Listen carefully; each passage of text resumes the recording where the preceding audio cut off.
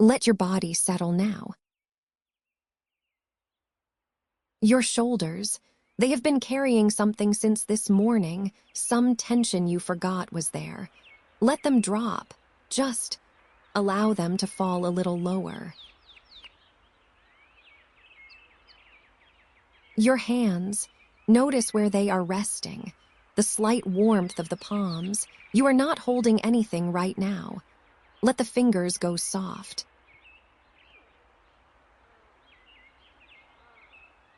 Your jaw, it is probably tighter than you realize. Let it open the smallest amount, just enough that the teeth are no longer pressed together. Your feet, still, heavy.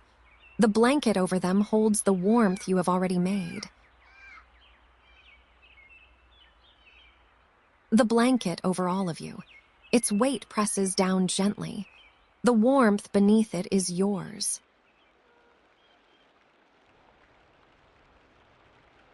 There is nothing you need to solve right now.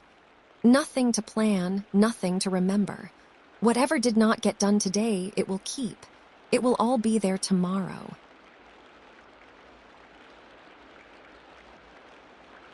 And as you breathe, something quieter moves into the space that opens.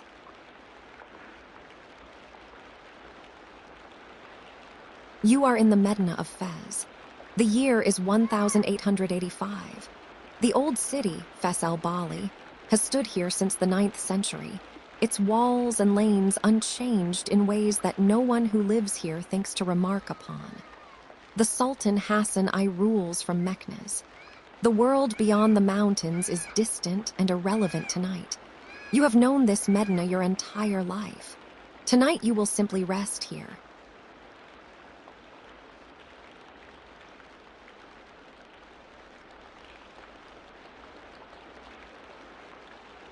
The light inside a riad changes slowly. The house faces inward. From the lane outside you would see nothing, a plain wooden door, studded with iron, set into a bare wall of ochre plaster. But inside, the house opens around a courtyard, and the courtyard opens to the sky. The walls of the riad rise on 4 sides, 2 stories of arched galleries, the plasterwork carved into patterns that repeat and fold and repeat again, the zellige tile work on the lower walls in deep blue and white and the color of old amber. The courtyard fountain at the center is small. It murmurs. The sound of moving water fills the space from floor to open sky, bouncing softly off the carved cedar-wood ceilings of the galleries above. The cedar has been drying here for 40 years. It smells of wood and thyme and something faintly sweet. At this hour, the sky in the square above you is the color of faded indigo, not fully dark, not light anymore. A single swallow crosses it and is gone. The shadows in the arched galleries are deep and still.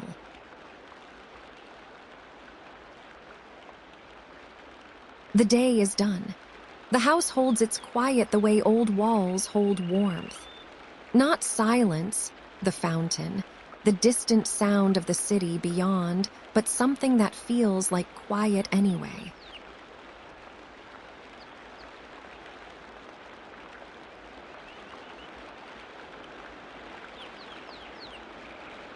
Beyond the riad door, the lanes are never straight.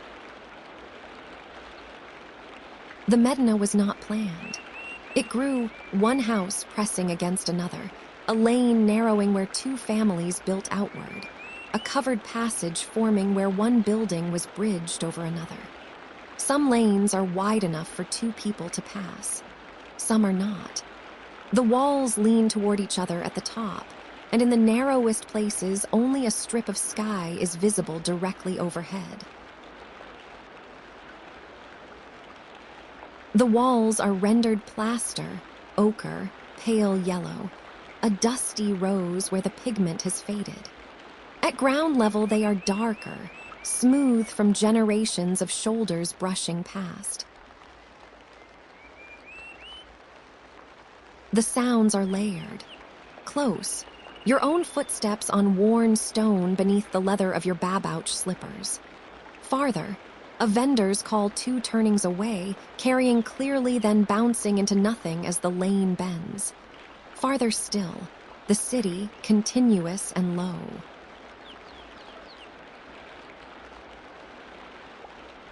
There is nothing you need to solve right now.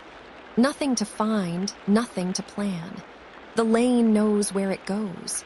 You follow it without deciding.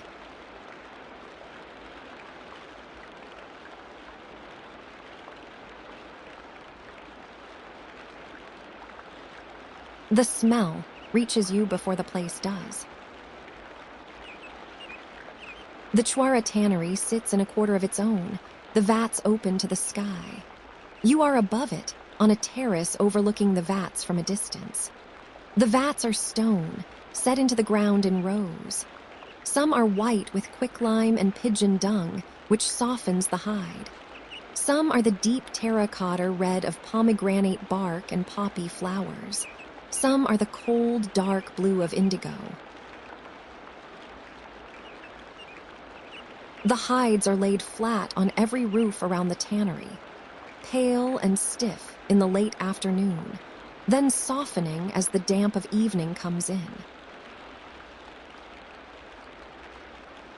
From where you stand, the smell is old and animal and mineral together.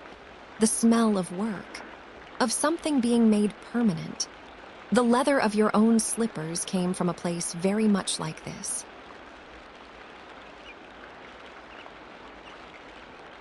At this hour, the work is slowing. The men have gone home. The vats settle in the dark.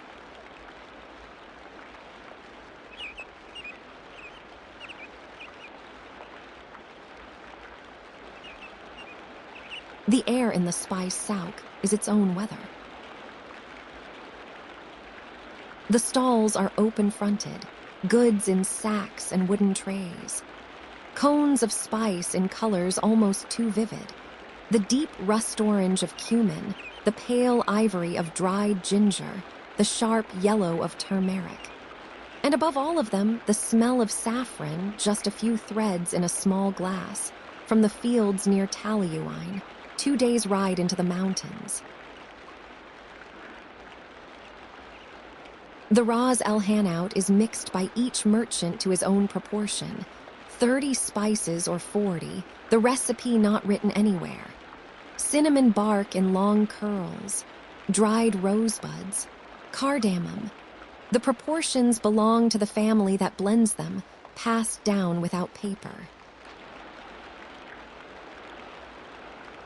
Orange blossom water sits in unmarked bottles. The smell of it fills a corner of the souk, sweet and faintly green. The smell of the orange grows outside the city walls in spring. There is nothing you need to solve right now. Nothing to buy, nothing to choose, just this.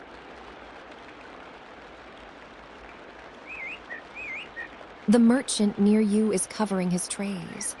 The cloth goes over the saffron first, then the rest. The smells do not close with the covers. They hang in the cool air long after.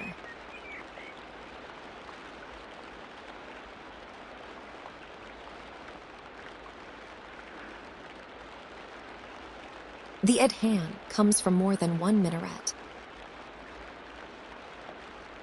Maghrib, the sunset prayer, rises first from the Karawiyan, the great mosque at the heart of the Medina. The muezzin's voice carries over the rooftops, over the lanes and the tannery and the souk, over the cedar-wood galleries of the riad. It is not loud from here, but it is clear. The call is not a command. It is simply a fact. The day has turned. The light has left. A second call begins before the first has finished, from another mosque, a quarter mile away, slightly different in timing and in the voice of the man. Then a third, further still, barely audible, the call reduced to its shape by distance. The 3 calls braid together briefly, and then each one ends in its own time. The Medina receives the call without stopping. Some people pause, some continue walking. The vendor too stalls down, unfolds his prayer rug, a small woven rectangle, burgundy and cream, worn pale at the center where his forehead has touched it 10,000 times. He faces southeast and is still.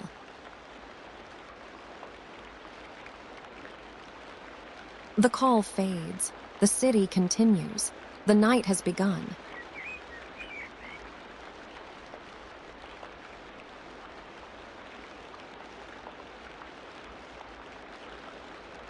The tea is made in a particular way, and in no other. The silver pot sits on a low tray.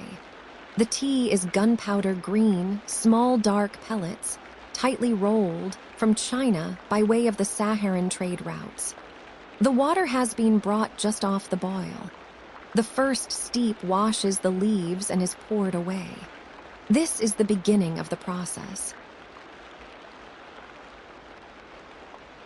Then the fresh water goes in.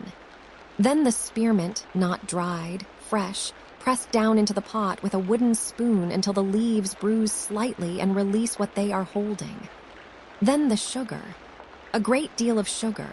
2 large cones of pale sugar, broken and placed in, more than seems necessary. This is not optional. The tea is poured from a height, the pot lifted so the liquid falls in a long amber arc, making a froth of fine bubbles at the surface. This is the third pour. The first 2 return to the pot to blend. There is nothing you need to solve right now. The tea is already made. The glass is already warm in your hands. There is only the smell of mint and the sweetness of it and the small sound of the fountain behind you.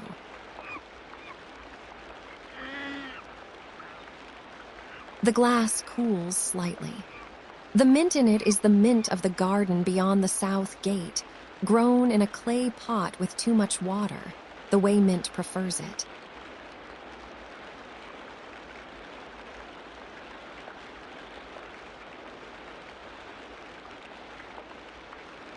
The workshop opens onto the lane.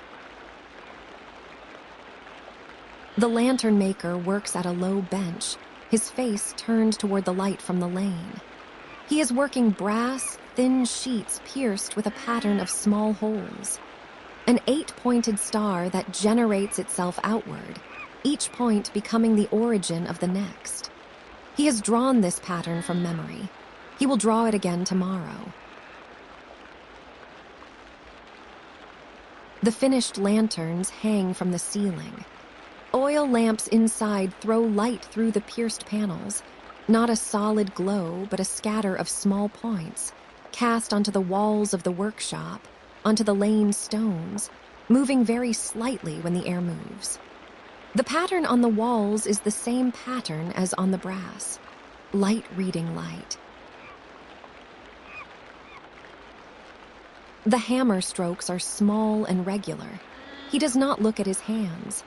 The brass does not resist him.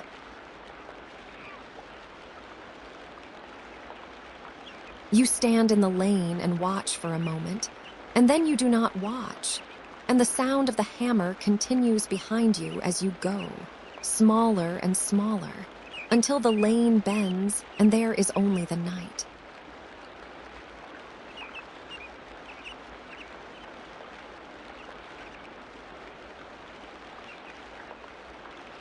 Back inside the riad, the fountain is still going. The water rises from a single nozzle at the center of the basin, not high, just enough to disturb the surface, enough to make sound. The basin is octagonal, the rim tiled in zellige, white and deep blue and a pale green that shifts with the lamplight. The water is clear. 2 bitter orange trees grow in the courtyard, one on each side of the fountain, their roots in clay planters. The leaves are dark and glossy. In spring, they will flower and the whole riad will smell of blossom. Tonight, they are still.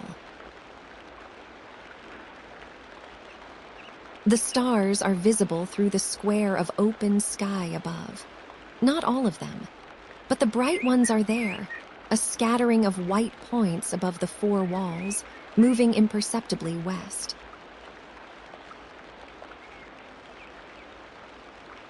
There is nothing you need to solve right now. Nothing to remember, nothing to track. The fountain does not need you. The stars do not need you. The orange trees are doing what they do.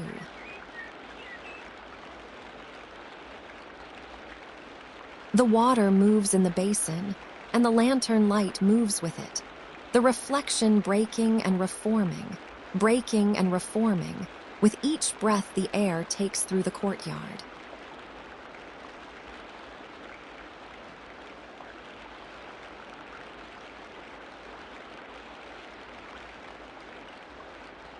The Medina is quieting now.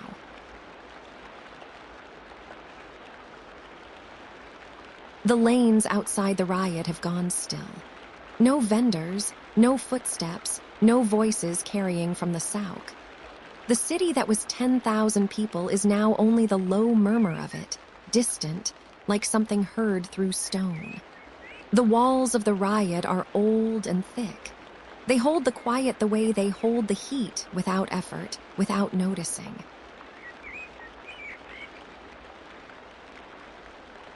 The oil lamp in the gallery above the courtyard is turned low. The light it throws is warm and unsteady, moving with the air. The shadows in the carved plasterwork shift slightly with the flame. The same pattern, the same stars, the same folding geometry, breathing slowly.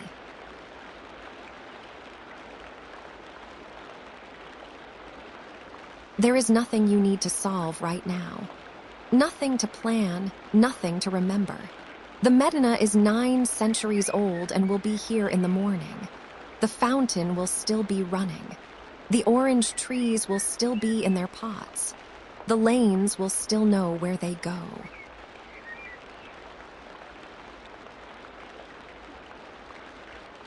The fountain murmurs. The lantern flickers with the small movements of the air, with each slow breath the night takes, with each slow breath you take, and neither the lantern nor the night notices the difference.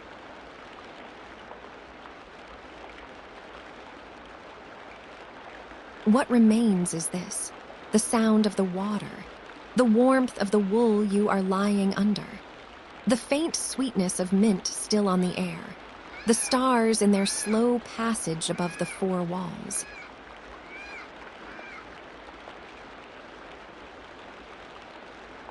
The Medina rests around you. The fountain runs. The old city breathes in the dark the way it has breathed for centuries, slowly, without hurry, without needing anything from you.